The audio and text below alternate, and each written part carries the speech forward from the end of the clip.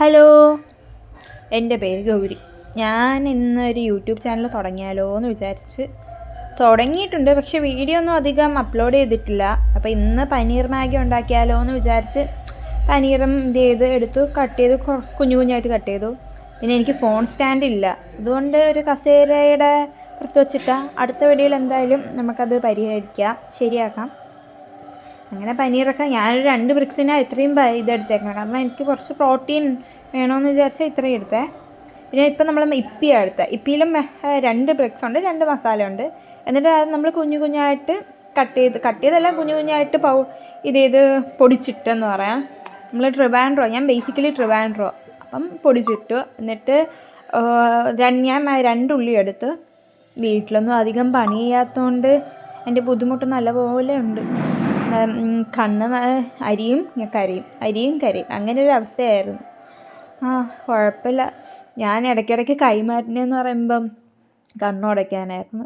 ഞാൻ നന്നായിട്ട് വീട്ടിലൊന്നും അധികം പണിയെടുക്കാറേ ഇല്ല. പിന്നെ അതുകൊണ്ട് കുഴപ്പമില്ല. നമുക്കിനി പോയി കുക്ക് ചെയ്യാം. Come on guys. കുറച്ച് ഓയിലേ ഒഴിക്കണുള്ളൂ. എന്നിട്ട് പനീർ ചന്നം പിന്നെ വാരി വയ്ക്കുക. പനീർ എങ്ങനെയൊക്കെയോ ഒരു ഡിസൈനൊന്നും ഇല്ലാത്ത ചുമ്മാ അങ്ങ് വയ്ക്കുക, അത്രേ ഉള്ളൂ. ഇങ്ങനെ ചുമ്മാ വെച്ചിട്ട് ഫ്ലെയിം കൂട്ടിയിട്ട് ഞാൻ കുറച്ച് മൊരിയാൻ വേണ്ടി. പിന്നെ മറിക്കാൻ നോക്കിയപ്പോൾ കൈ വെച്ച് മറിക്കാൻ നോക്കിയപ്പോൾ നടക്കണില്ല, കൈ പൊള്ളണം. പിന്നെ ഇത് വെച്ച് നോക്കിയതും പറ്റണില്ല. പിന്നെ നിവർത്തിയില്ലാത്തതുകൊണ്ട് കൈ വെച്ച് വീണ്ടും തിരിച്ചിടുക. കൈയൊക്കെ നന്നായിട്ട് പൊള്ളിയിട്ടുണ്ട്, അത് സീനില്ല. ഏകദേശമായിട്ടുണ്ട്. ഈ ഒരു കളറാകുമ്പം നിങ്ങളെടുത്ത് മാറ്റിക്കോ കേട്ടോ. പിന്നെ ഉള്ളി ഇട്ടു, 2 അരിഞ്ഞ് വെച്ച ഉള്ളി ഇട്ടു. അതിൽ പിന്നെ കുറച്ച് ഓയിൽ വേണം, കുറച്ചും കൂടെ ടേസ്റ്റ് വേണമെങ്കിൽ ആദ്യമേ ഓയിൽ ഒഴിച്ച് ഇങ്ങനെ വരട്ടുക. ഞാൻ അധികം ഓയിൽ ഒഴിച്ചില്ല ഇതിൽ. എന്നിട്ട് കുറച്ച് ഉപ്പ്, കുറച്ച് മഞ്ഞൾപ്പൊടി, കുറച്ച് മുട്ട. ഒരു മുട്ട ചേർത്തു. കുറച്ച് പ്രോട്ടീൻ ആയിക്കോട്ടെ എന്ന് വിചാരിച്ച് കുറച്ച് മുട്ട ചേർത്തു. കുറച്ച് ഉപ്പ് ആഡ് ചെയ്തു. പിന്നെ നല്ലോണം കിണ്ടി എന്ന് പറയുമ്പോൾ മിക്സ് ചെയ്തു. നമ്മളെ നാട്ടിൽ കിണ്ടി എന്നാണ് പറയുന്നത്. പിന്നെ വെള്ളം ഒഴിച്ചു, ആവശ്യത്തിന് വെള്ളം ഒഴിച്ചു.